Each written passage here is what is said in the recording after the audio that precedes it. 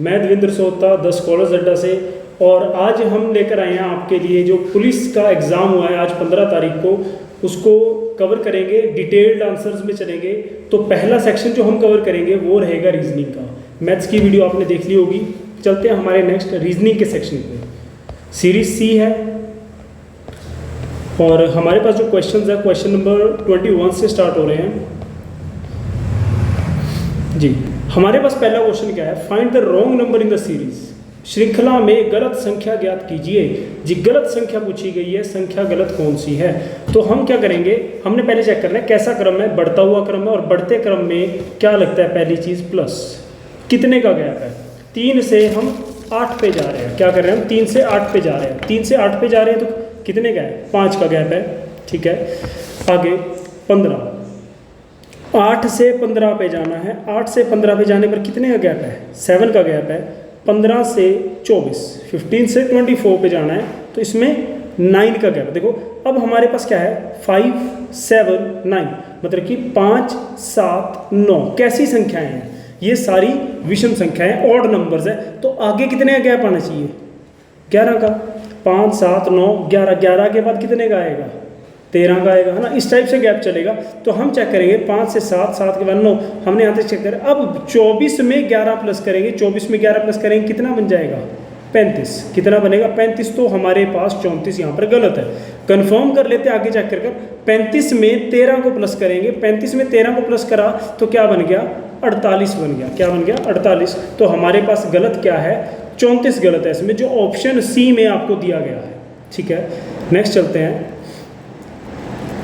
Question number 22। In the given series of letters how many Ts are preceded and followed by T. मतलब ऐसे कितने T है जिससे पहले भी एक टी आता है और बाद में भी क्या आता है, एक टी आता है। देखो इसमें पी तो दिया ही नहीं है ना, तो आप पी को चेक नहीं कर सकते। क्या बोला गया, दी गई अक्षरों की श्रृंखला में कितने टी के पहले और बाद में टी है जी। चेक करेंगे, देखो इस टी के, मतलब कहने का मतलब क्या है कि एक टी के पहले भी टी होना चाहिए और बाद में भी क्या होना चाहिए, उसके टी ही होना चाहिए। मतलब हमको ऐसा चाहिए जहाँ पर 3 टी इकट्ठे हो। क्या कहीं पर 3 टी इकट्ठे हैं, देखो यहाँ पर भी नहीं है, यहाँ पर 2 ही हैं, यहाँ पर 1 है, 1 है, फिर आगे 2 है, यहाँ पर 1 है, आगे 2 है और यहाँ पर 3 टी है। लेकिन क्या नहीं है, 3 टी इकट्ठे नहीं है। तो इसका आंसर रहेगा ऑप्शन ए, नील, ठीक है जी। आगे चलते हैं, which of the images A to D is next in the sequence जी। A से D तक जो हमको ऑप्शंस दिए गए हैं, इसमें जो अगला ऑप्शन आएगा वो क्या आएगा, ठीक है। हिंदी में भी पढ़ लेते हैं। A से D तक की छवियों में से कौन सी अनुक्रम में अगली है जी। कौन सी अनुक्रम में अगली है ये पूछा गया है। तो हम चेक करेंगे, सबसे पहले हमारे पास एक फिगर है जिसमें स्क्वायर दिया गया है। स्क्वायर मतलब कि वर्ग दिया गया, जो कितने का है, जिसकी कितनी साइड्स है, 4 साइड्स है। और उसके अंदर जो आकृति दी गई है, त्रिभुज है जिसकी कितनी साइड्स है, 3 साइड्स है, ट्रायंगल है, ठीक है। आगे यहाँ पर 5 है, 5 के अंदर कितनी साइड्स है, 4 साइड्स वाला, 1 2 3 4, है ना। इधर 1 2 3 4 5 6, यहाँ पर 6 है और 6 के अंदर कितनी, 1 2 3 4 5 है अंदर, ठीक है। नेक्स्ट 1 2 3 4 5, बाहर 5 है, अंदर कितनी है, अंदर 4 है ना। तो ऐसे हमारे पास चल रहा है। देखो 4 के अंदर 3 है, फिर 5 के अंदर 4 है, फिर 6 के अंदर 5 है। मतलब क्या कर रहा है वो, -1 किया है उसने, इनमें क्या किया है, -1 किया है ना। सभी में, इसमें भी -1 किया है उसने। तो मतलब क्या है, देखो 4 5 6, अब 6 पर जाने के बाद वो वापस हो गया, रिटर्न हो गया। 6 के बाद 5 और 5 के बाद फिर क्या आएगा, 4 आएगा। पहली चीज़ कि हमारे पास जो आकृति आएगी वो कैसे आएगी, जिसके 4 कोने होंगे बाहर में, ठीक है। बाहर 4 कोने होंगे उसके, ऐसी आकृति आएगी। तो 4 कोने किस आकृति है, पहले ऑप्शंस में देखेंगे। इसके तो 5 है तो ये तो नहीं हो सकता। बाकी जो 3 ऑप्शंस बचते हैं उसमें सभी के 4 कोने हैं। जैसे हम सी में देखें 1 2 3 और 4, ऐसे 4 कोने हैं सभी के, है ना। 4 मतलब साइड्स है, 4 साइड्स है उसकी, ठीक है। अब बात करते हैं, 4 साइड्स हैं। आगे देखो 4 से 1 3, फिर 5 से 1 घटाया 4, फिर 6 से 1 घटाया 5, 5 से 1 घटाया 4, तो 4 से 1 घटाएंगे कितना आएगा, 3। अंदर जो आकृति होगी वो कितने वाली होगी, जिसकी कितनी साइड्स होंगी, उसकी 3 साइड्स होंगी। कितनी साइड्स होंगी, 3, ठीक है। तो ऑप्शन डी कितनी साइड्स है अंदर, 1 2 3 4 और 5, कितनी साइड्स है 5, तो ये भी ऑप्शन कट जाता है। ऑप्शन ए और सी में ऐसे हैं जिसके अंदर अंदर क्या है 3 साइड्स है, ठीक है। तो अब ए और सी में से कौन सा सही होगा, देखो एक में जो शेडो है, जो मतलब अंदर फिल किया गया है, जितना भी फिल किया गया है उसकी बात करते हैं। ऑप्शन ए में बाहर वाली फिगर में और ऑप्शन सी में अंदर वाली फिगर में। अब आएगी कौन सी, देखो पहले बाहर है, सारे में बाहर फिल किया गया है, फिर अंदर वाली में है, फिर बाहर वाली में फिल किया है, फिर अंदर वाली में फिल किया है, तो अगला किस में आएगा, अगला बाहर वाली में आएगा। तो ऑप्शन ए करेक्ट है इसका, ठीक है जी, ऑप्शन ए बिल्कुल सही है। नेक्स्ट चलते हैं, ठीक है। An aquarium contains 17 gold fish, all but 8 died, how many gold fish is there, is gold fish is the aquarium left with, ठीक है, कितनी गोल्ड फिशेस उस एक्वेरियम में अब बची है। कहना क्या चाह रहा है, देखो हिंदी में पढ़ देते हैं। एक मछली घर में 17 सुनहरी मछलियां हैं, ठीक है, कितनी है 17 सुनहरी मछलियां हैं, 8 को छोड़कर बाकी सभी मर गई, जितनी भी थी 8 को छोड़कर बाकी सभी मर गई, ठीक है। मछली घर में अब कितनी सुनहरी मछली, देखो आंसर तो इसने पहले ही बता दिया है, ठीक है। एक मछली घर में कितनी है 17 सुनहरी मछलियां हैं, ठीक है, टोटल कितनी है 17 है, 8 को छोड़कर बाकी सब मर गई, मतलब बाकी मर गई, तो बची कितनी, 8 ही तो बची, 8 को छोड़कर, ये 8 तो जीवित है ना, तो उसने क्या बोला मछली घर में अब कितनी सुनहरी मछली, तो कितनी बची है 8 ही तो बची है, तो उसने तो आंसर पहले ही दे दिया था, तो इसका सही आंसर होगा ऑप्शन बी, ठीक है। नेक्स्ट चलते हैं question number 25। Pointing towards a boy, Meena said, he is the son of only son of my grandfather, how is the boy related to Meena. जी, ऐसा क्वेश्चन बहुत इजी होता है, देखो ब्लड रिलेशन का है, हिंदी में पढ़ लेते हैं। एक लड़के की ओर इशारा करते हुए मीना ने कहा, पहली चीज़ जो कहने वाला होगा, कहने वाला कौन है मीना, है ना, तो संबंध हमेशा उसी से शुरू होगा, ठीक है, संबंध हमेशा उसी से शुरू होगा। तो हम क्या करेंगे, हम सबसे पहले किसको बनाएंगे, हम मीना को बनाएंगे, ठीक है, सबसे पहले कौन आ गई, मीना।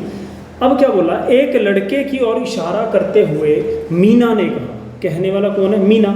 मीना ने क्या कहा, वह मेरे दादा, पहले हम क्या करेंगे, मीना के दादा बनाएंगे। दादा कौन होता है, पिता का भी पिता, ठीक है, पिता का भी पिता, मतलब जो एज में जितना बड़ा है उसको उतना ऊपर रखेंगे, ठीक है। पिता का भी पिता कौन है, दादा। वह मेरे दादा के इकलौते बेटे का बेटा है। मेरे दादा मतलब मीना कह रही है कि वो उसके दादा जो है ये है इसके इकलौते बेटे का बेटा। इकलौता बेटा में इसके अलावा कोई और बेटा नहीं है ना, तो चाचा ताऊ में तो नहीं जा सकता। इसका भी वो क्या है, वो इसका भी बेटा है, तो इसके लिए मीना क्या है, बेटी, और वो लड़का क्या बताया जा रहा है, वो लड़का क्या है, इसका बेटा बताया जा रहा है। तो आगे क्या पूछा गया, लड़का मीना से किस प्रकार संबंधित, जो लड़का है, ये लड़का जो बेटा बताया गया है ये मीना का क्या लगता है, मीना से पूछा गया है, तो मीना का क्या लगेगा, ये भाई लगेगा। तो इसमें सही आंसर आएगा ऑप्शन बी, ऑप्शन बी सही है इसमें, ठीक है। नेक्स्ट चलते हैं, क्या कह रहा है, how many cubes are there in the given figure, दी गई आकृति में कितने घन हैं। जी, कितने घन हैं इसमें, ये पूछा गया है आकृति में। हम क्या करेंगे, हम इसको गिनेंगे। चलो मान लो एक घन यहाँ पर पड़ा है, ठीक है, जो हमको दिखाया गया है, क्योंकि अब फिगर ऐसे बनी, दूसरा घन इसके साथ ही, चलो मैं थोड़ा डिटेल्ड एग्जांपल दे रहा हूँ क्योंकि डिटेल्ड आंसर्स देने हैं। मान लो एक घन ऐसे है, हम जब इसको ऊपर से देख रहे हैं, ठीक है, दूसरा घन इसके साथ ही रखा गया है, ठीक है, तीसरा घन उसके ऊपर रखा गया है, ठीक है, क्योंकि 1 2 3 हमको 3 आगे दर्शाया गया तो 3 पीछे भी है, ठीक है। उसके बाद एक घन यहाँ है और एक घन यहाँ है, ऐसे रखे गए, 3 ऐसे हैं और इधर से भी 3 बन रहे हैं, ठीक है। उसके बाद एक घन कहाँ रख दिया उसने, एक घन उसने आगे रख दिया, ठीक है। कितने हो गए, 3 4 5 और 1 6 घन हो गए। अब 6 घन के बाद जो ऊपर दिखाई दे रहे हैं ना, ये 6 घन तो मैंने बेस में बनाए, जो बेस में है, देखो 1 2 3, अब एक इसके पीछे इसके नीचे होगा, ठीक है, एक इसके पीछे इसके नीचे होगा, एक इसके पीछे इसके नीचे होगा, तो ऐसे करके ये नीचे नीचे जो है बेस में कितने हैं, 6 घन हो गए, ठीक है। इसके बाद एक घन ये जो दिखाया गया है 7वां इसके ऊपर आएगा, ठीक है। 7 एक इसके ऊपर जो दिखाया गया 8, एक जो नहीं दिखाया गया 9 इसके, और एक जो ऊपर लास्ट में टॉप में रखा गया है पीछे हटाकर वो इसके ऊपर आएगा दोबारा से 10। तो इसका सही आंसर क्या होगा? Option C. इसमें कितने घन हैं? इसमें 10 घन है, ठीक है। 10 क्यूब्स है इसमें, ठीक है। नेक्स्ट चलते हैं आगे। Question number 28। क्वेश्चन नंबर 28 में क्या कह रहा है? A introduced B as the son of the only brother of his father's wife. Brother of his father's wife. Brother मतलब ये कौन लगेगा? इसके पिता की पत्नी का भाई। पिता की पत्नी का भाई मतलब कि मामा, है ना। इसको क्या बोल रहा है? इसको मामा बोल रहा है, ठीक है। A introduced B as the son of the only brother, ठीक है। जो बी है वो क्या है? वो इसका बेटा है, इस ब्रदर का इकलौता बेटा है, the son of the only brother, ठीक है। बेटा है इसका, तो मामा का बेटा हमारा क्या लगता है? कज़न। तो क्वेश्चन यहीं पर सोल्व था, क्वेश्चन यहीं पर सोल्व था। लेकिन अगर हम इसको हिंदी में देखते हैं, ठीक है, क्या कह रहे हैं हिंदी में? ए ने बी का परिचय अपने पिता की पत्नी के इकलौते बेटे के पुत्र के रूप में किया। जी क्वेश्चन ही गलत है, क्वेश्चन ही गलत दिया गया है हिंदी में। और जब ऐसी कंडीशन आए कि इंग्लिश में थोड़ा अलग है और हिंदी में अलग है, तो फर्स्ट प्रेफरेंस हमेशा इंग्लिश वाले को दी जाती है। तो हमारे पास इंग्लिश वाला ही सही माना जाएगा, याद रखना। हिंदी वाला सही नहीं माना जाएगा कि उसने क्या बोला? देखो यहाँ पर ब्रदर का यूज़ किया है और यहाँ पर कहीं पर भी इस पूरी लाइन में भाई का यूज़ किया ही नहीं है उसने। तो क्वेश्चन ही उसने क्या कर दिया? गलत। इसके अकॉर्डिंग क्या है? अपने पिता की पत्नी, पिता की पत्नी, ठीक है। ए ने बी का परिचय अपने पिता की पत्नी, मतलब कि जो ए के पिता हैं उसकी पत्नी के इकलौते बेटे, इकलौता बेटा कौन हुआ? ये खुद हुआ, के पुत्र के रूप में ये इसका पुत्र बना दिया। जो बी है वो इसका पुत्र बना दिया इन्होंने, है ना। तो ए का बी से क्या संबंध है? जो ए है वो बी का क्या है? वो पिता लगता है ना। लेकिन यहाँ पर वो कहीं पर भी ऑप्शन में नहीं दिया गया है, ठीक है। तो हमारे पास ये गलत हो जाता है। और सही आंसर क्या है? इंग्लिश के अकॉर्डिंग हमारे पास सही आंसर क्या है?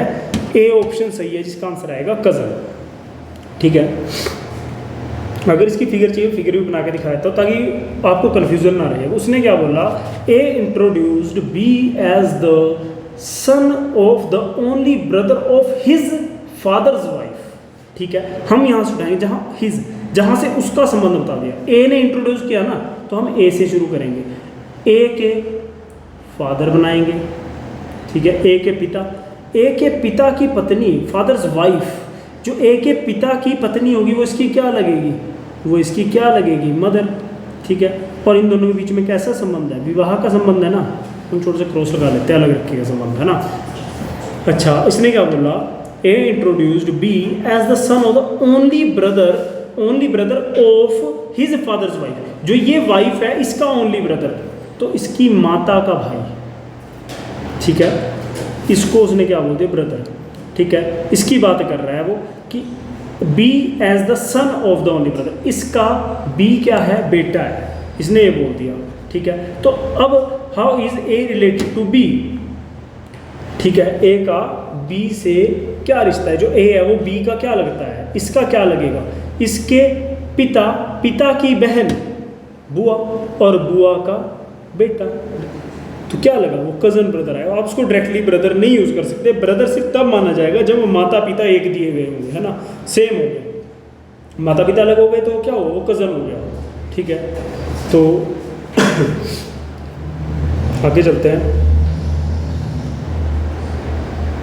नेक्स्ट क्वेश्चन आएगा, question number 29। Select the related word from the given alternatives, ठीक है। Medicine, patient, education, question mark. वो कहना क्या चाह रहा है? दिए गए विकल्पों में से संबंधित शब्द छांटिए। जिस प्रकार मेडिसिन पेशेंट से संबंधित है उसी प्रकार एजुकेशन किससे संबंधित है? अब इन दोनों में संबंध क्या है? पहली चीज़ हमने ये चेक करना है। जो मेडिसिन है वो क्या? वो पेशेंट को दी जाती है, मतलब जो मेडिसिन है, दवाइयाँ होती है, वो रोगी को दी जाती है ना, रोगी को दी जाती है। तो ऐसे ही शिक्षा किसको दी जाती है? जो एजुकेशन है वो किसको दी जाती है? तो टीचर को दी जाती है। नहीं, टीचर तो देता है ना उसे, डॉक्टर होता, मान लो पेशेंट की जगह पर डॉक्टर होता तो हम मानते टीचर, लेकिन यहाँ पर क्या है, पेशेंट है। क्योंकि मेडिसिन पेशेंट को दी जा रही है, तो ऐसी एजुकेशन किसको दी जा रही है, स्टूडेंट को, विद्यार्थी को। तो इसका ऑप्शन सी सही होगा। ठीक है, नेक्स्ट हमारे पास रीजनिंग का जो लास्ट क्वेश्चन है, क्वेश्चन नंबर 30।